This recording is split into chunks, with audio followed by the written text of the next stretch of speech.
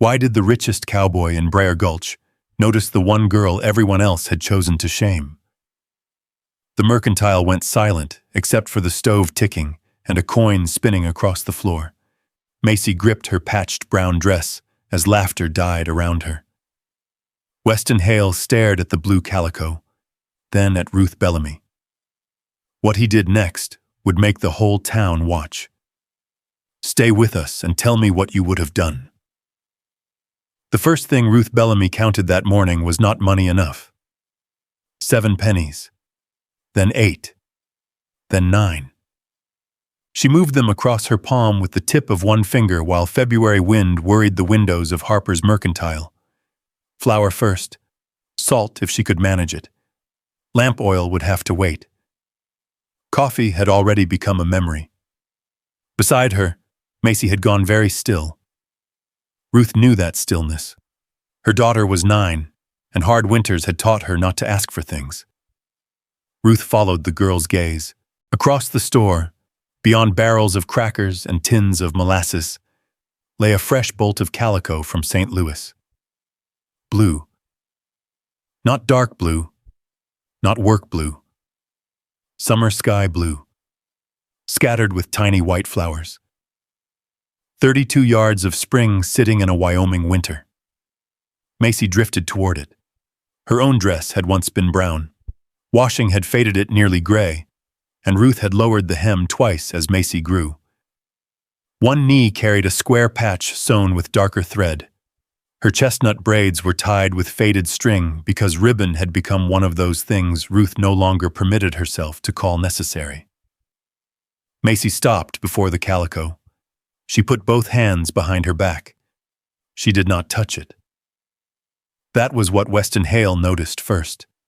He stood near the stove with trail frost melting from his coat, a tin cup of coffee cooling between his hands. Most people in Brier Gulch knew him on sight. Owner of Iron Lantern Ranch. Cattle by the thousands. Railroad investments whispered about whenever men discussed fortunes too large to count comfortably. But Macy did not know he was watching. Neither did Ruth. Prudence Vail did. She stood near the notions counter in a fox-trimmed coat, speaking with Lavinia Pike. Prudence followed Macy's gaze and smiled. "Well," she said, "I suppose even a ragged little farm girl can dream." Lavinia laughed. Not loudly. She didn't need to. Macy's shoulders drew inward. Ruth stopped counting. Prudence walked nearer the fabric. That came all the way from St. Louis. Fine cloth shouldn't be wasted. Her eyes traveled over Macy's faded dress, especially on something that already looks like it came from a feed sack. Lavinia laughed again. Around them, Brier Gulch discovered other things to look at. A ranch hand studied the stove door. A woman examined canned peaches. Gideon Harper lowered his eyes to his account book. Ruth looked through the front window. Across the street stood Brier Gulch Savings and Trust. Milton Vail was on its steps, Prudence's husband, the man who held the mortgage on Bellamy Crossing. Ruth felt the words rise into her throat and forced them back. She could not afford anger.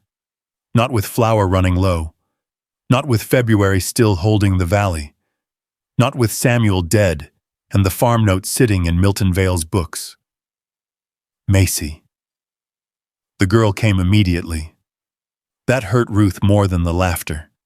Macy didn't protest. She simply walked away from the blue cloth, smoothing the patch over her knee as though she could rub it out of existence. Lavinia clicked her tongue. Poor thing. Her mother ought to be ashamed, bringing her into town dressed like that. Ruth's fist closed. A penny edge bit into her palm. My daughter has nothing to be ashamed of. The mercantile went quiet. Even Gideon Harper stopped turning pages. Prudence faced Ruth slowly. What did you say? Ruth could feel Macy beside her. Small, silent, listening. I said my daughter has nothing to be ashamed of. Prudence's smile thinned. No. I suppose shame is difficult when poverty has already taken one's pride. Ruth laid the pennies on the counter. "Half a sack of flour, Mr. Harper." Harper cleared his throat. "Mrs. Bellamy, I can put lamp oil on your account." "No. Winter isn't near finished." I said no. He wrapped the flour without another word. Ruth took Macy's hand. They crossed the mercantile beneath a silence almost worse than laughter.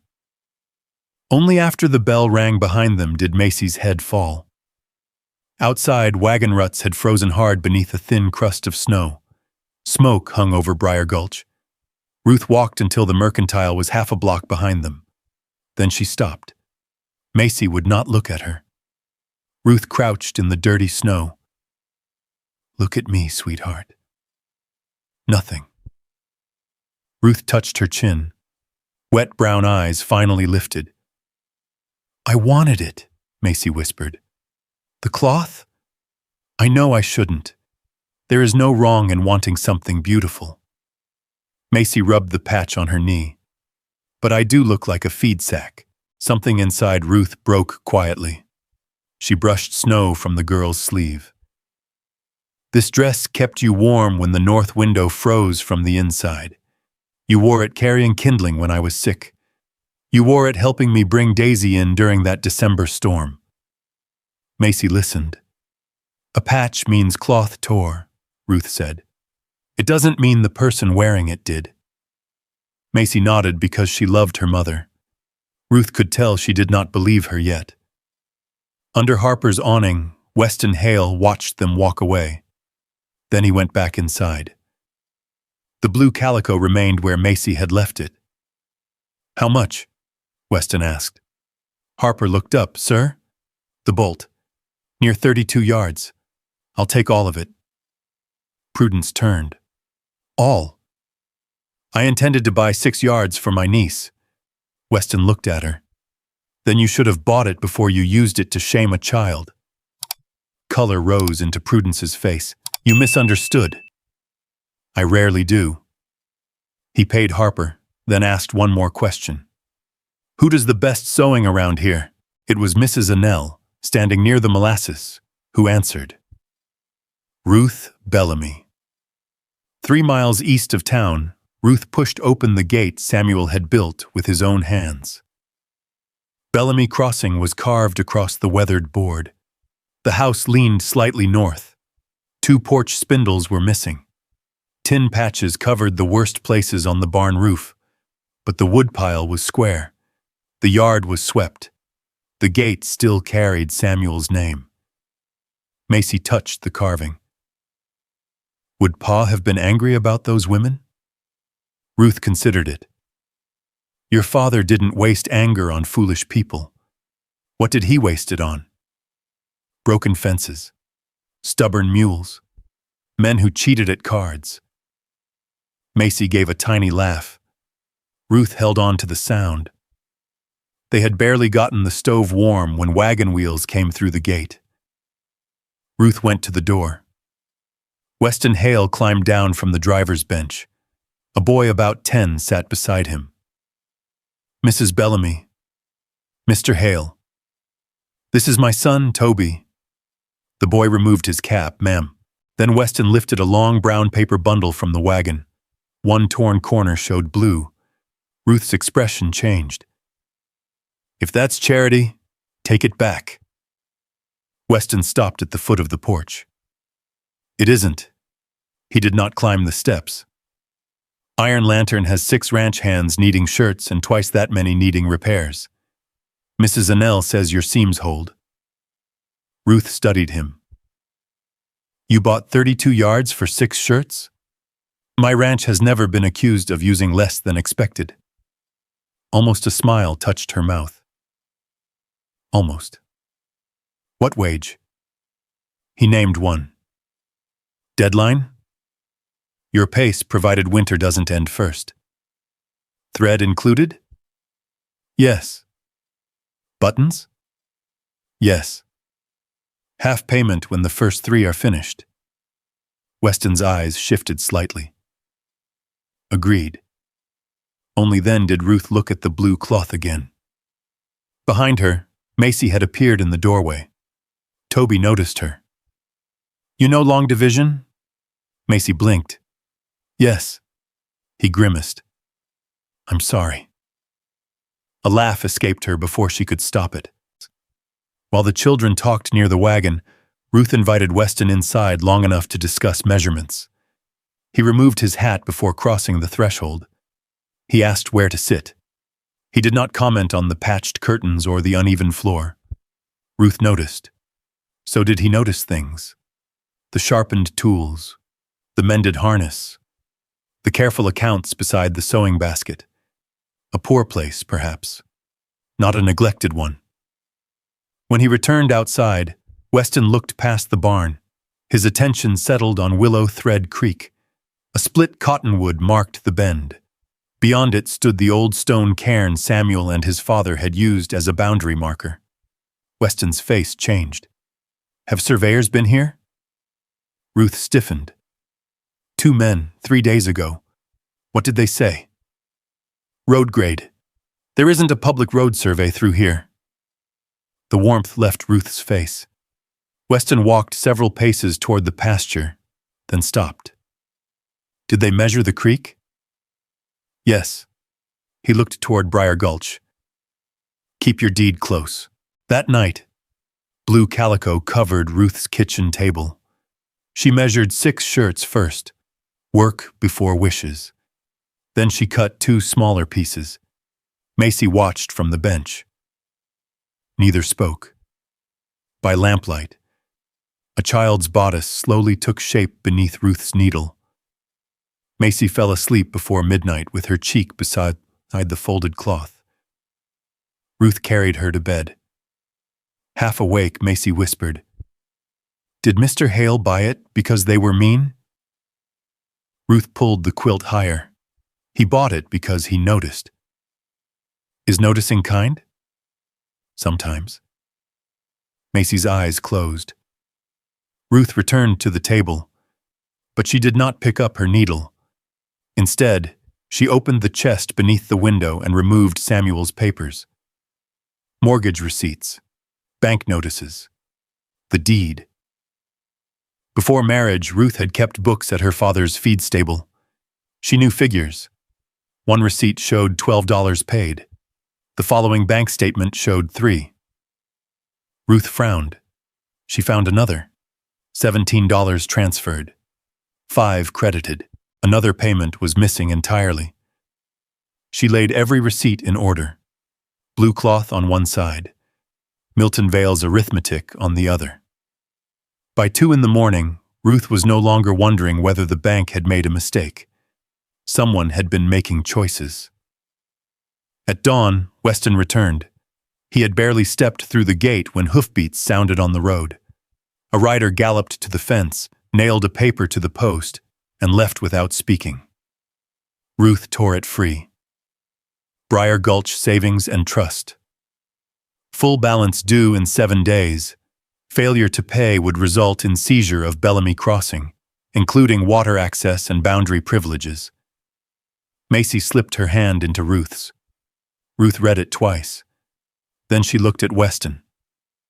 "What do we do now?" Weston looked toward the distant roofs of Brier Gulch. "We make the banker explain his numbers in daylight." Ruth folded the foreclosure notice once, then again. "No." Weston looked at her. "No? We don't go anywhere until I finish something." An hour later, the kitchen stove burned hot enough to fog the lower corners of the windows. Ruth sat at the table with blue calico beneath her hands. The foreclosure notice lay beside Samuel's receipts. She ignored it. For the moment. Her needle passed through the narrow white collar she had cut from one of Samuel's old linen shirts. 4 small shell buttons waited in a saucer. Macy stood barefoot behind the bedroom curtain. "Can I come out?" "1 minute. You said that 10 minutes ago. Then you've learned something about dressmaking." Toby snorted from beside the stove. Weston hid a smile behind his coffee cup. Ruth tied the last thread. "All right." The The curtain moved. Macy stepped into the room. Nobody spoke. The dress was simple. Blue flowers, white collar, fitted waist, hem falling neatly above her boots once she put them on. Nothing about it belonged in a ballroom. But on Macy, it looked like spring had walked into the kitchen. Toby stared. "You look like church bells." Macy frowned. "What does that mean?" "I don't know." She started laughing. Even Ruth laughed then, though hers caught somewhere in her throat. Weston stood. He gave Macy a small bow. "Miss Bellamy? Brier Gulch isn't ready for you." Macy looked at her mother. Ruth fastened the top button. Neither were we. By 10 o'clock, Weston's wagon was rolling toward town. Macy sat beside Toby beneath a wool blanket. Ruth kept Samuel's receipts inside her coat, along with the foreclosure notice. Gideon Harper's mercantile accounts would provide the other half of what she needed, if he agreed to show them. That was the question. The moment they entered Brier Gulch, people noticed the dress. The blacksmith's hammer stopped. A woman outside the bakery turned around. Lavinia Pike stood near a hitching rail with a basket on her arm. Her mouth opened. Macy saw her. Her hand immediately found Ruth's. Ruth squeezed once, eyes ahead. Macy lifted her chin. They crossed the street. The bell over Harper's door rang. Gideon looked up. His gaze moved from Ruth to Macy, then to Weston. "Morning. I need my mercantile account," Ruth said. Harper shifted uneasily. "How far back?" 2 years. His eyes went toward Weston. Weston remained several feet behind Ruth. "Don't look at me," he said. "The lady asked you." Ruth turned slightly. Their eyes met. Only for a second. Then she looked back at Harper. The storekeeper disappeared into the rear room. He returned carrying 2 thick account books. Ruth opened her own packet. April 17th, 1885. Harper found the page. $17 transferred to Vale's bank against the Bellamy note. Ruth placed Milton's statement beside it. $5 credited. Harper's face tightened. June 9th. $9 transferred. Nothing credited. Nobody spoke. October 23rd. $12. Ruth showed him Milton's ledger copy. 3. Harper stared. Weston never moved from his place behind her. Ruth checked another, then another. The pattern did not change. She finally closed the ledger. "I need a signed statement confirming these transfers." Harper looked toward the window. "Mrs. Bellamy, are the figures correct?" "Yes." "Then sign. I have a business to protect." Ruth rested her hand on the ledger. "So do I." The bell rang. Milton Vale entered. Prudence followed him. Nobody had sent for them. They had simply seen the gathering through the bank window. Milton removed his gloves 1 finger at a time. "Ruth, I understand you're upset. My account is missing payments. These matters can be confusing. Not these. Bank accounting is different from household arithmetic." Ruth laid down the April receipt. His signature was at the bottom. Milton glanced at it. Grief and financial strain can cause people to misremember. These aren't memories. She placed another receipt beside it. They're numbers. Prudence noticed Macy. More precisely, she noticed the dress. Her face hardened. So that's what became of the calico. Macy's fingers tightened around her skirt. Prudence looked at Weston. "I didn't realize stolen finery had become fashionable." Toby stepped forward. "My pa—" Weston put one hand gently on his shoulder. Toby stopped. Ruth looked at Prudence. The cloth was purchased. With his money. Macy spoke before Ruth could. No, ma'am. Prudence stared at her. Macy swallowed. Mr. Hale bought the cloth. Mama earned it sewing. Prudence's mouth tightened. This town has lost its manners. Macy glanced at Ruth.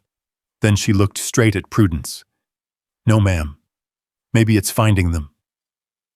The mercantile became so quiet Ruth could hear the stove ticking. Nobody laughed. Gideon Harper pulled a sheet of paper toward him. Milton's voice sharpened.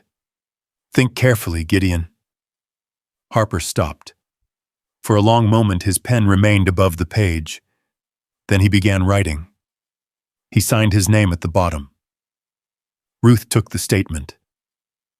You'll regret involving yourself, Milton said.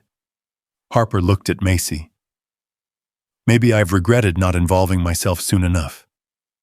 Milton turned to Ruth. If you want your account reviewed, come to the bank tomorrow morning. No. Excuse me? We review it now. The bank is closed for private business. Then open it. Milton gave a quiet laugh. You don't dictate how my institution operates. Ruth slipped Harper's statement inside her coat. You gave me 7 days before taking my home. You've already used enough of my time. She walked toward the door. Weston followed. So did Macy and Toby. Then Harper came. Mrs. Annell came from the notions counter. By the time Ruth crossed the street, a dozen people were behind her. Milton could either open the bank or stand outside explaining why he would not. He opened it. Inside Brier Gulch Savings and Trust, the air smelled of coal smoke, ink, and oiled wood. Ellis Marrow sat behind the teller cage. He looked frightened when Milton entered. Bellamy file, Milton ordered. Ellis brought it. Milton opened the official ledger. There, balance due. Ruth put Harper's signed statement beside it. And where is the $17? Milton began explaining fees. Ruth asked which fee. He named one. She asked where she had authorized it. He changed the subject. Weston had said almost nothing. Now he stepped nearer. His eyes narrowed. Beneath the ledger page, another corner of paper showed. Milton noticed him noticing. His palm came down over it.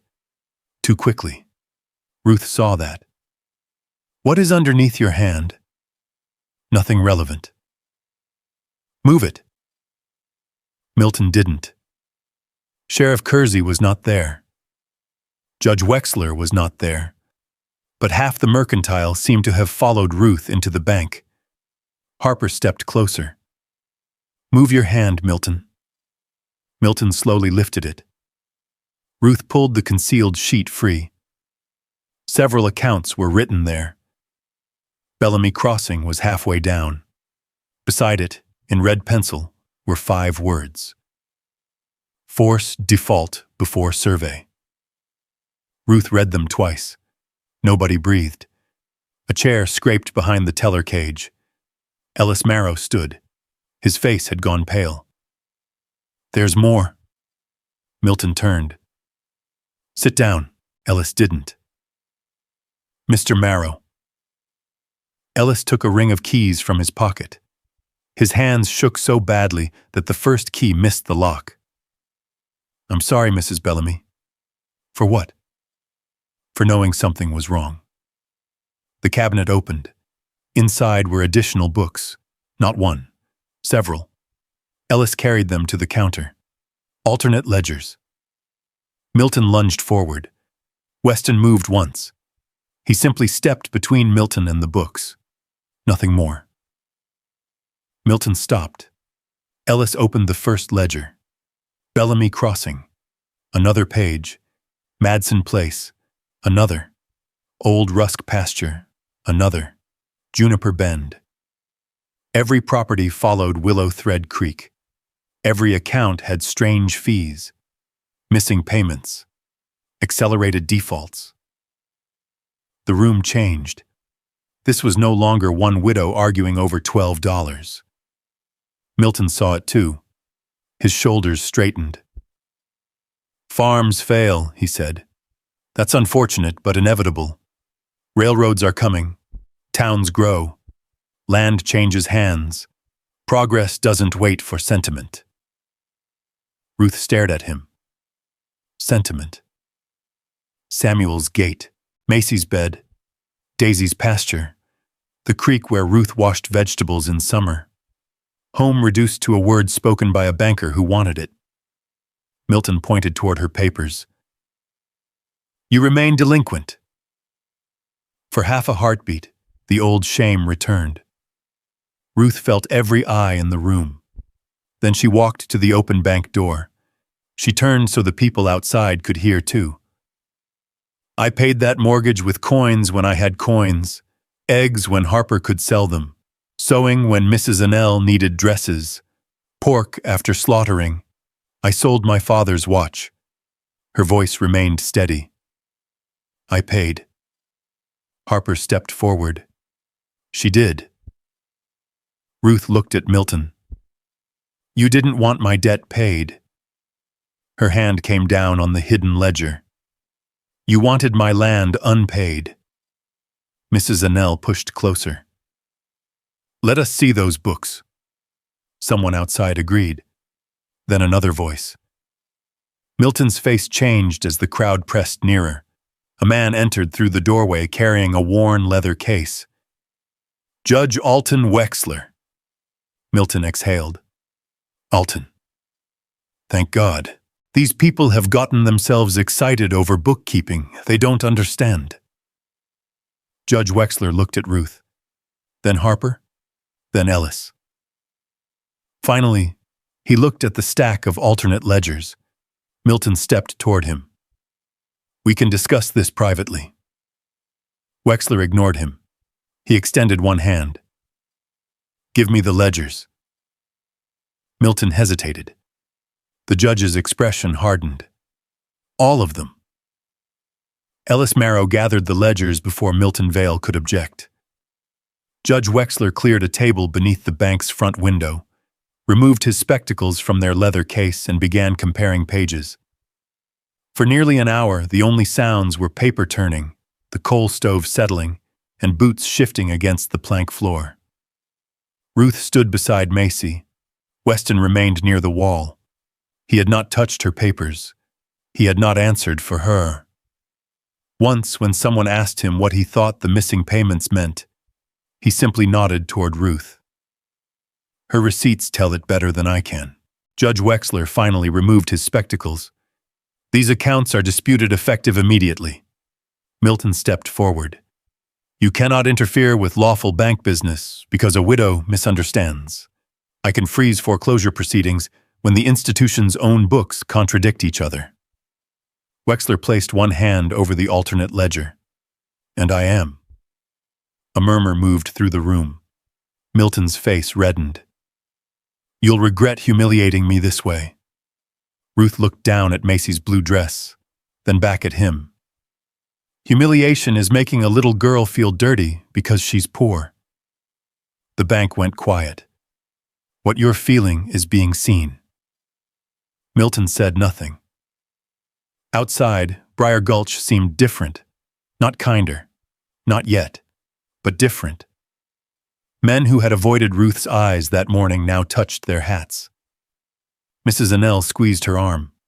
The blacksmith said Samuel had once repaired a wagon tongue for him during a storm and refused payment. Across the street, Prudence stood alone. Macy saw her. She gave Prudence a polite nod. Prudence looked away. The wagon left town shortly after noon. For the first mile, nobody spoke much. Macy and Toby sat in back, sharing a piece of molasses candy Mrs. Annell had slipped them. Ruth watched the snowbanks along the road. Then she turned to Weston. "How much did you know?" His hands remained steady on the reins. "About Vale? About the railroad?" Weston was silent long enough to answer the question before he spoke. "The Red Mesa Spur has been considering a route through this district. And Willow Thread, it may need the water." Ruth looked at him. You knew that yesterday. I knew it was possible. You didn't tell me. I wanted facts before I frightened you with something that might not concern your property. That wasn't your decision, no. His answer came without defense. Ruth had prepared herself for an argument. It never came. Weston looked ahead. I should have told you. The wagon wheels creaked through packed snow. Ruth pulled her gloves tighter. I prefer burdens I can name. Weston nodded once. I'll remember that. Several minutes passed. Then Ruth said, There's another account between us. Weston glanced over. The calico. You hired me to sew shirts. You didn't hire me to accept gifts. It was 32 yards. I used 4.5. 4 3/4. She stared at him. You counted? I paid for it. Against her will, the corner of Ruth's mouth moved. I'll repay you. No. Her expression closed. Weston noticed immediately. All right, he said. Make me something. What? A neckerchief. With blue flowers? I've survived cattle stampedes. That isn't the same thing. I'll take my chances. Ruth turned toward the road before he could see the smile she did not entirely suppress. They reached the ridge above Bellamy Crossing near 3 o'clock. Weston stopped the wagon. Ruth saw why. Red cloth moved against the snow. 3 stakes. One stood near the north pasture. Another cut across the slope below Samuel's carved gate. The third had been driven beside Willow Thread Creek, placing the deepest bend beyond the line they claimed was hers. Ruth climbed down. Those weren't there this morning. She started toward the first. Weston caught up but did not touch her. Don't pull it. It's on my land. Exactly. She turned sharply. Evidence first. That stopped her. Weston removed a small notebook and pencil. He sketched the positions of the stakes. The cottonwood, fence line, creek bend, and wheel tracks entering from the eastern trail. Ruth crouched near one track. Fresh, within a few hours. A long bellow came from the barn. Ruth stood immediately. Daisy. Another bellow. Everything else disappeared. Ruth ran. Inside the barn, the milk cow was down in the straw. She's calving. Macy hurried for water without being asked. Toby followed with an empty bucket until Ruth sent him for clean cloth instead. Weston hung 2 lanterns from the beams. Tell me what you need. Rope. He brought it. Higher lantern. He moved it. Hold her steady. He did. He never once said he knew better. Time narrowed to lantern light, warm breath, hay, and Ruth's quiet voice. At last, the calf slipped into the straw. For several seconds, nobody moved. Then the little animal breathed. Macy laughed first. Toby nearly knocked over a bucket. Daisy raised her head. Weston leaned against the stall, exhausted and grinning. You knew exactly what you were doing. Ruth wiped her hands on an old cloth. It's my farm. His smile softened. I know. Something about those 2 words made her look away. The calf tried to stand. Failed. Tried again. Toby suggested naming him Railroad. Macy objected immediately. That's ugly. Milton? Worse. Judge? Macy considered it. Judge. For a few minutes there was no bank, no mortgage, no railroad. Only a newborn calf wobbling beneath lantern light while 2 children argued over names. Ruth heard Weston laugh, a real laugh this time. Then hoofbeats sounded outside. Every face changed. Ruth went to the barn door. 3 riders entered the yard. Milton Vale, Ephraim Coulter, a surveyor Ruth recognized from town, and Brody Pike. Brody's coat hung open enough to show the revolver at his belt. Milton dismounted, holding a folded paper. "This won't take long. You've already taken enough." He handed her the document. "Temporary county boundary correction." Ruth read the first lines. Milton pointed toward the creek. "Mr. Coulter will complete the revised survey."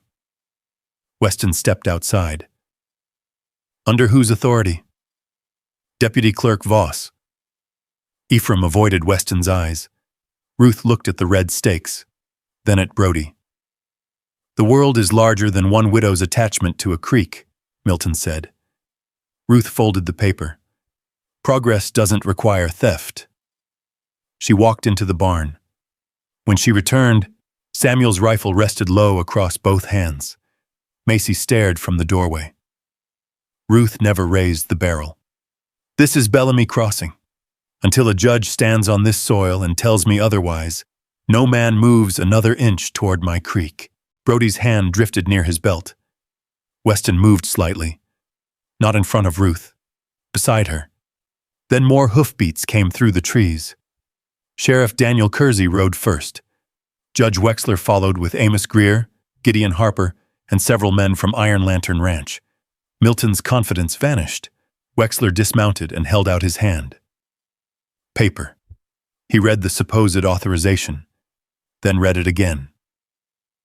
"This permits preliminary filing." He looked at Ephraim. "It gives you no authority to alter a deeded boundary." Ephraim swallowed.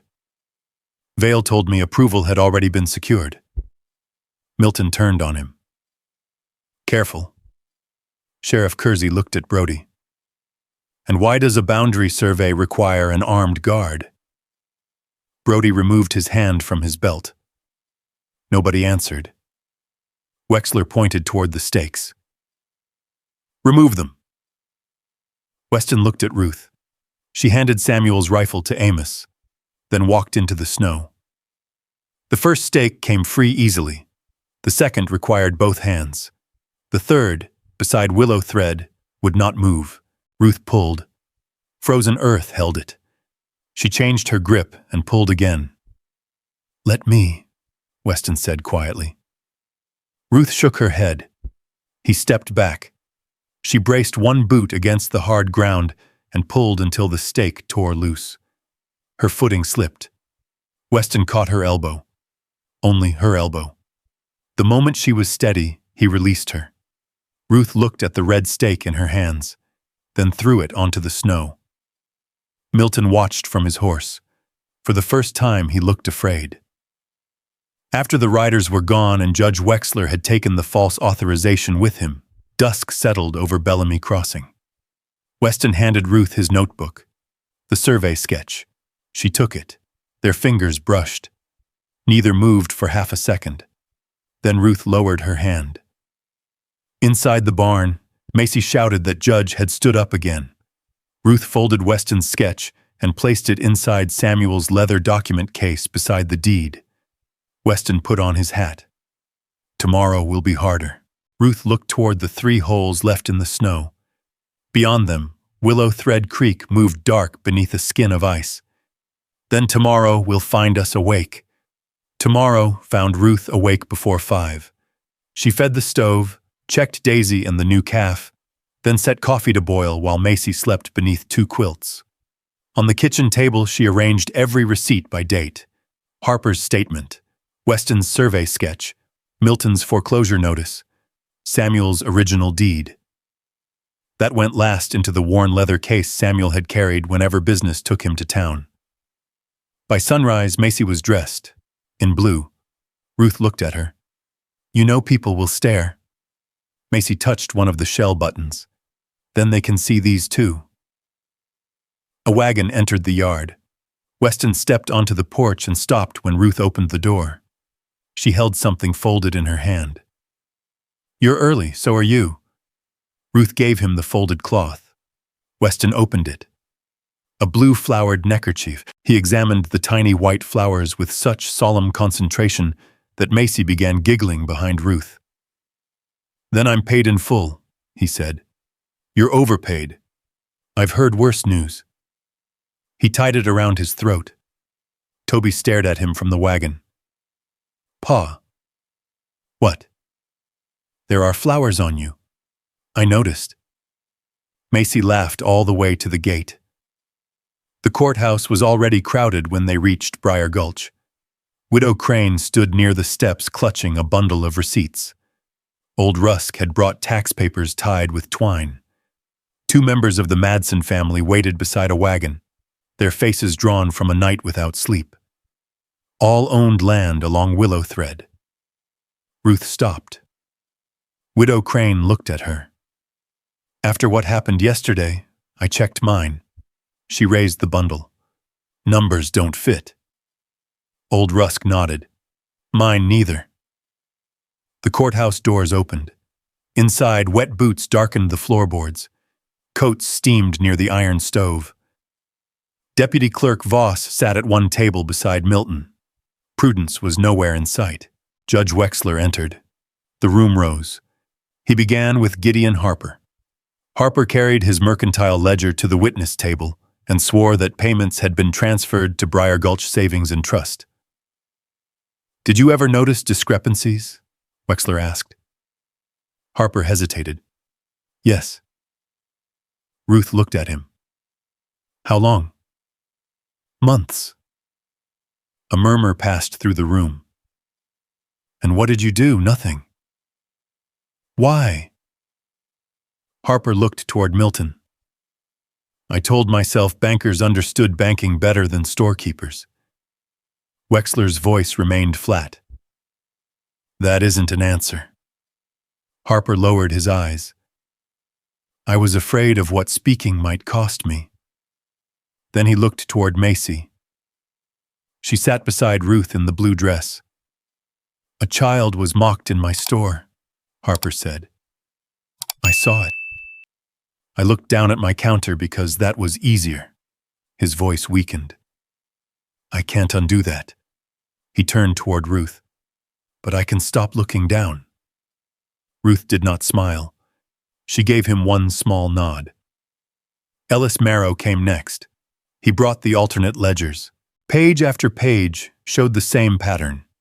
Missing credits, invented fees, accelerated demands. Judge Wexler finally asked, How were these accounts selected? Ellis swallowed. Milton stared at him. Mr. Marrow? The ones least likely to fight. Meaning? People having trouble. What kind? Ellis looked miserable. Recent widows. Sick landowners.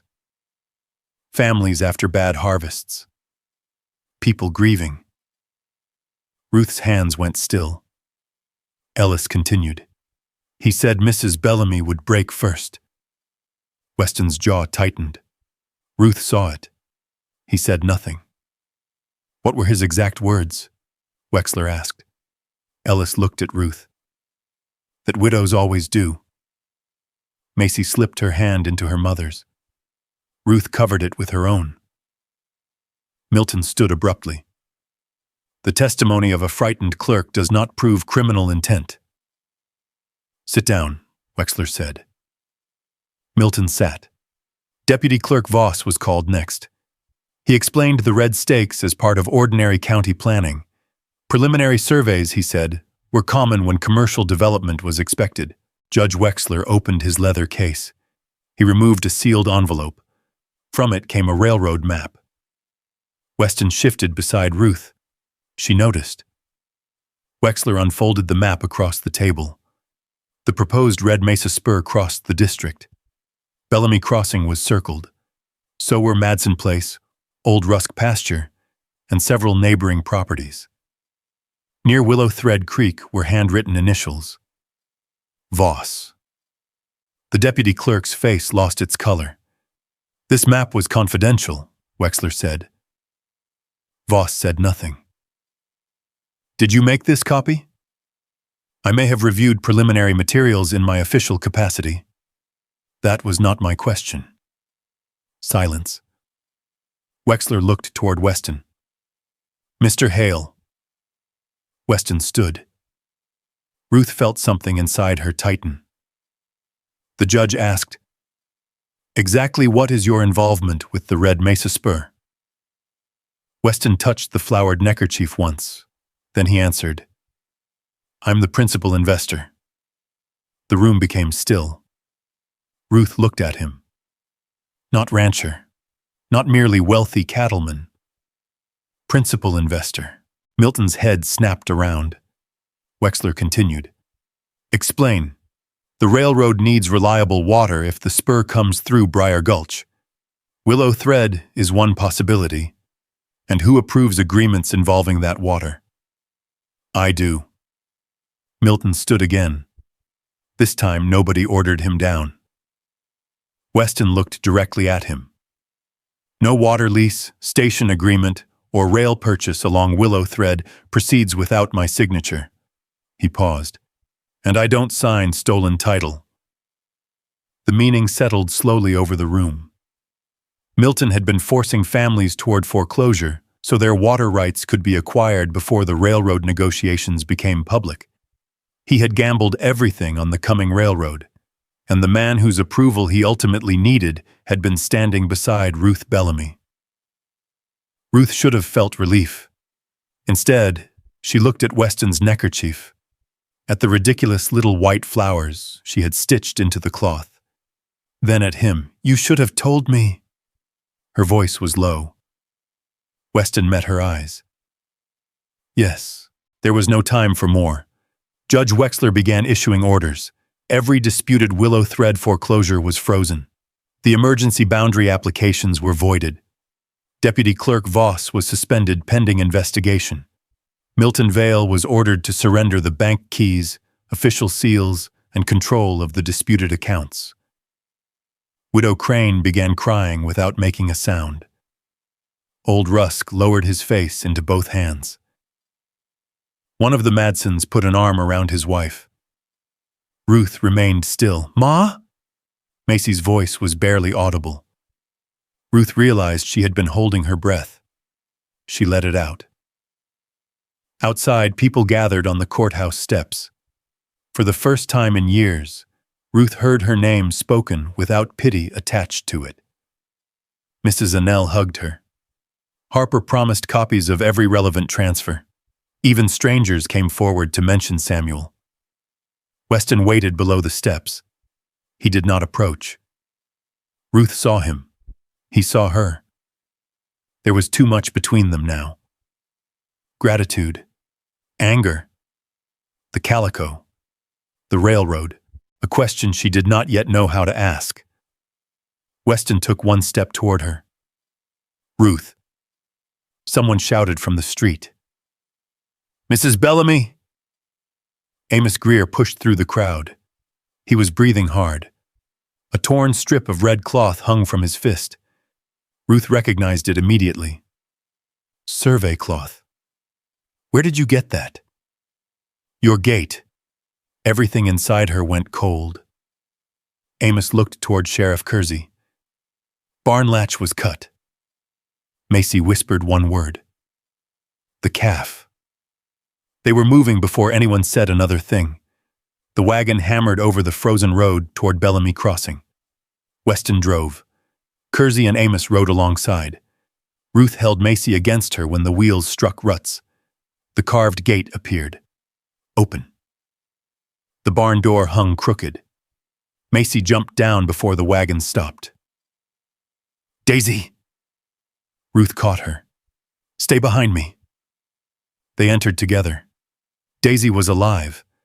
So was Judge. The calf stood pressed against his mother. A stall board had been splintered. Daisy's halter hung broken from a post. Toby exhaled. She kicked somebody. Macy pointed. There was a dark smear on the lower board and a boot mark in the straw. Amos crouched beside it. One man's favoring a leg. Ruth looked toward the wall. Someone had written across a piece of feed paper and nailed it above the stall. "Sell the creek before the creek costs you more than land." Weston read it once. His expression changed. Ruth did not look frightened. That frightened him more. Sheriff Kersey studied the tracks behind the barn. 2 men. Maybe 3. Amos followed them toward the eastern fence.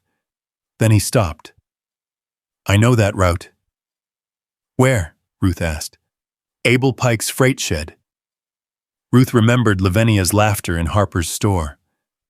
Brody Pike beside Milton at the red stakes. The revolver. The way Ephraim Coulter had looked at Brody rather than Milton when Wexler arrived. Kersey tightened his saddle. "You stay here." Ruth walked into the house.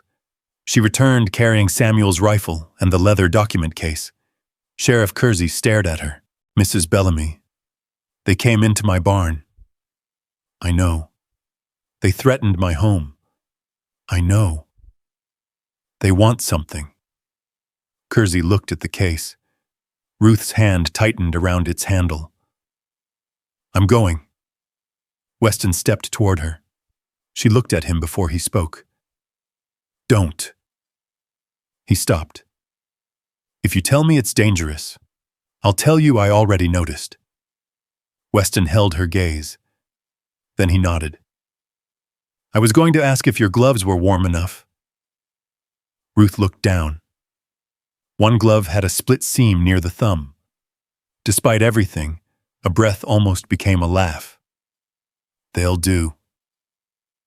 They left Macy and Toby with Mrs. Annell, who had followed from town. Dusk was settling when they reached Abel Pike's freight shed. The building stood beyond the old freight road, surrounded by stacked timber, broken wagon wheels, and snow gone gray beneath years of coal dust. Kersey raised one hand. Everyone stopped. A voice came from inside. "Brody, I think that cow broke my leg." Another voice answered. "Milton. Then you should have stayed out of reach." Ruth went still. Something scraped inside. Paper. A box opening. Then Milton spoke again. "The original Creek deed is the key." Ruth looked down at Samuel's leather case.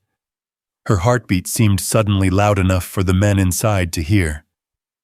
Milton's voice came through the plank wall. "Find it." A pause. "Burn it." Ruth tightened her grip on the case. The document Milton wanted destroyed was hanging from her own hand. Sheriff Kersey motioned everyone back from the freight shed door. Then he stepped onto the warped porch. Milton Vale. Silence inside. Sheriff's office. Open the door. Something struck the floor. A chair scraped. Kersey did not wait. The door flew inward beneath his shoulder. Brody Pike sat beside a pot-bellied stove with one trouser leg rolled above a badly swollen ankle.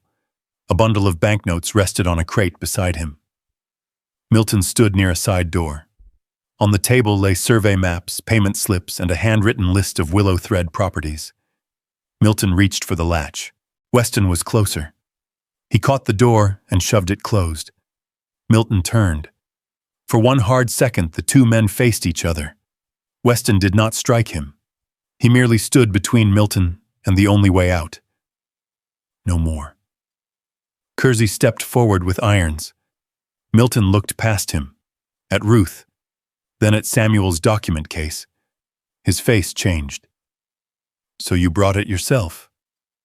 Ruth said nothing. Milton gave a bitter little laugh.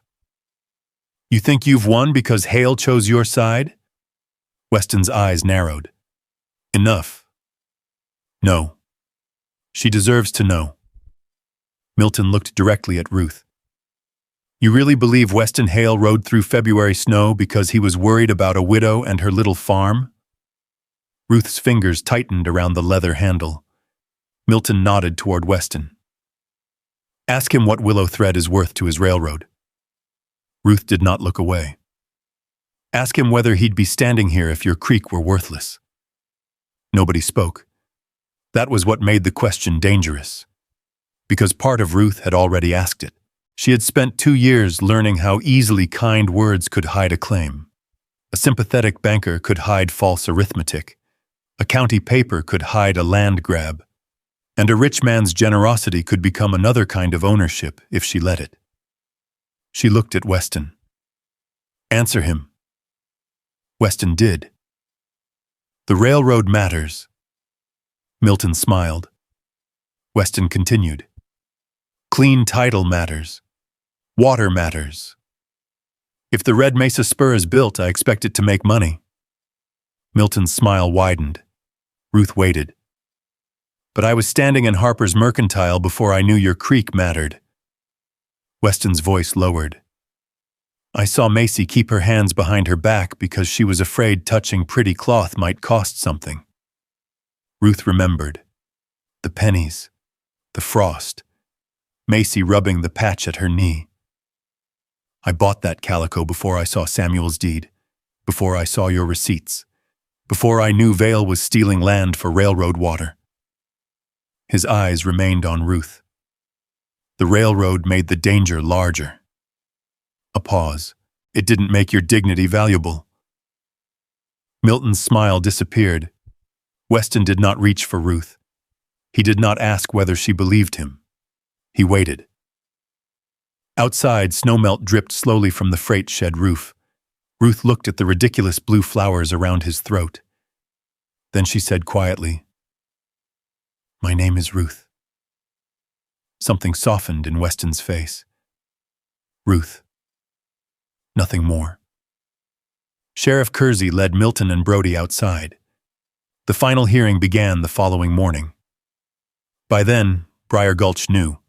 The courthouse filled before breakfast. The concealed ledgers were entered into evidence.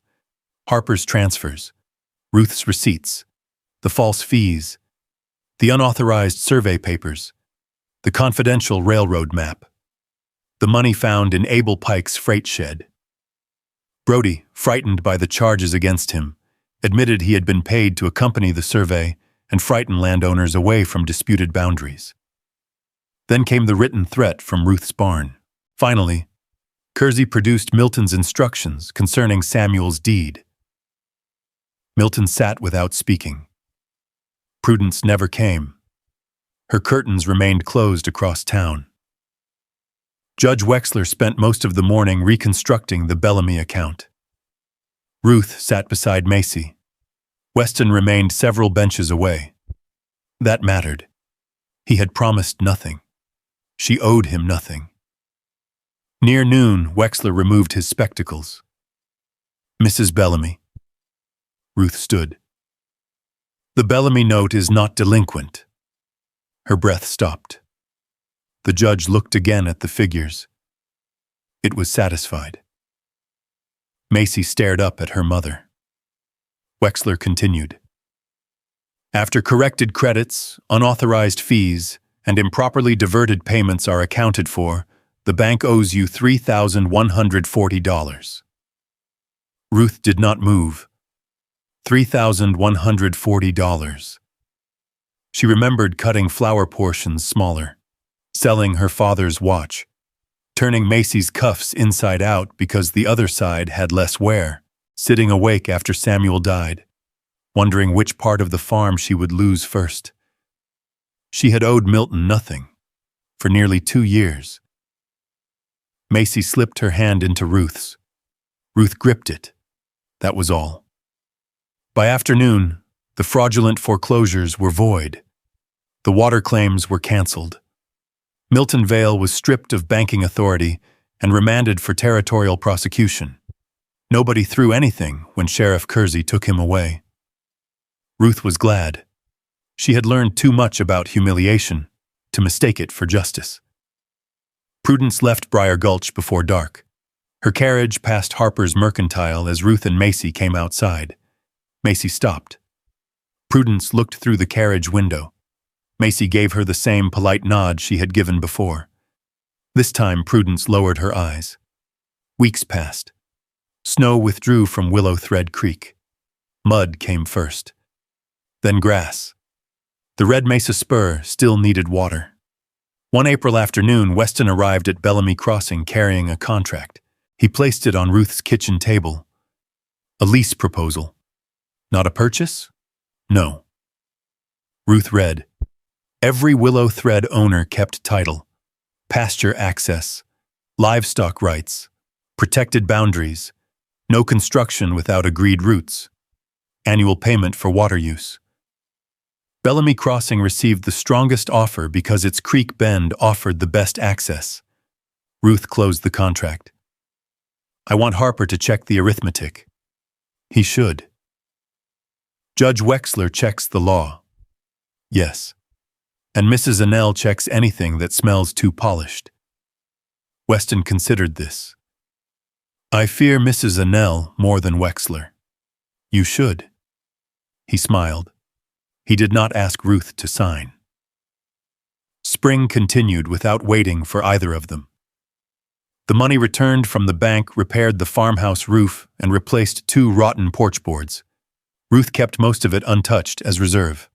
Iron Lantern Ranch sent legitimate sewing orders, shirts, canvas repairs, heavy winter coats that needed mending before storage. Macy began sorting thread and buttons for a few cents each week, which she kept in Samuel's old tobacco tin. Ruth finally signed the railroad lease after every line had been examined. By then, she could have refused it. That mattered more than the money. In May, Brier Gulch held a spring gathering outside Harper's Mercantile. Someone brought a fiddle. Children chased one another between wagons. Old Rusk argued with Amos Grier about horses. Ruth was examining a shipment of thread when she heard several cattlemen teasing Weston across the street. A man with iron lantern asked why somebody with Weston's fortune had never remarried. Cheyenne has women, another said. Denver, too. St. Louis, if you're desperate enough. Laughter. Then someone asked, what kind of woman does satisfy Weston Hail? Ruth should have kept examining thread. She looked up. Weston was already looking at her. Macy and Toby were arguing behind her about whether Judge the calf had eaten part of Toby's sleeve. Weston's expression changed. A small smile. Restrained. Certain. I'm not looking. The men quieted. Weston's eyes remained on Ruth. She's the one I want. Ruth slowly set down the spool in her hand. Then she crossed the street. Weston's smile disappeared when he realized she had heard every word. Ruth raised one eyebrow. You have an inconvenient habit of making private matters public, Mr. Hale. A few cattlemen suddenly found the sky fascinating. Weston cleared his throat. Then I'll ask the important part privately. They walked beyond the last wagons. For a while, neither spoke. Willow thread ran bright beyond town, swollen with spring water. Weston finally stopped. I won't ask you to leave Bellamy Crossing. Ruth watched him. I won't ask you to make it part of Iron Lantern. He took off his hat. When there's nothing left you need from me, would you still let me come through your gate? There it was. Not rescue, not payment, not gratitude. Choice. Ruth looked toward the distant cottonwoods, then back at him. Only if you remember whose gate it is. Yours. She extended her hand. Weston looked at it, then took it, then come through it. By late May, evenings lasted longer at Bellamy Crossing. Samuel's carved sign remained over the gate. Bellamy Crossing. Weston never suggested changing it. Macy ran through the new grass in her blue calico while Toby chased her. Judge, no longer a stumbling newborn, tried determinedly to chew Toby's sleeve. Ruth sat on the porch with Samuel's deed beside the fair railroad lease. Between them lay one small square of faded brown cloth. Weston noticed it. Macy's old dress? Ruth nodded. Macy came up the steps, breathless. Why'd you keep the ugly part? Ruth picked up the patch. It wasn't ugly. Macy looked doubtful. The dress wasn't shameful either. Ruth smoothed the worn cloth between her fingers. The shame belonged to the people who laughed. Macy thought about that. Then she ran after Toby again. The evening wind lifted the blue skirt as she raced toward Willow Thread. Weston stood outside the gate. He could have opened it. He did not. Ruth watched him from the porch. The richest man in Brier Gulch waited beside Samuel Bellamy's weathered sign, with tiny white flowers still tied around his throat. Ruth gave him the smallest nod. Only then did Weston open the gate. They had laughed at a widow's daughter because her dress was patched. Weston Hail had looked instead at the woman who had sewn every one of those patches. He had seen what Brier Gulch had missed. Not a woman waiting to be rescued. Not land waiting to be bought. But the one woman he hoped would someday choose him. And when Weston walked through Ruth Bellamy's gate that spring evening, that was exactly what she had done. Maybe that's why Ruth's story stays with you. Imagine standing where she stood. Imagine counting pennies for flour, while your child wears clothes you've patched so many times you can remember every tear. Imagine discovering that the home you fought to save was never truly lost at all, that someone had simply counted on you being too tired, too frightened, or too alone to challenge him. And then imagine meeting someone who could have used his money to take control, but instead stood back and let you keep hold of your own life. Sometimes love isn't the person who opens the gate for you. Sometimes it's the person who waits outside until you decide to open it yourself. Ruth kept Samuel's name on that gate because loving again did not require forgetting the man she had lost. Weston understood that. A second chance wasn't meant to erase the first life. It was meant to honor what came before while making room for what might still come. Maybe some of you have had to begin again after grief, betrayal, or years of carrying more than anyone knew. If Ruth's journey reminded you of something you've lived through, tell me in the comments. What does a true second chance mean to you? And if you'd like to spend more evenings with stories of frontier love, quiet courage, mystery, and hearts learning how to trust again, you're warmly invited to subscribe. There are more stories waiting just beyond the next gate.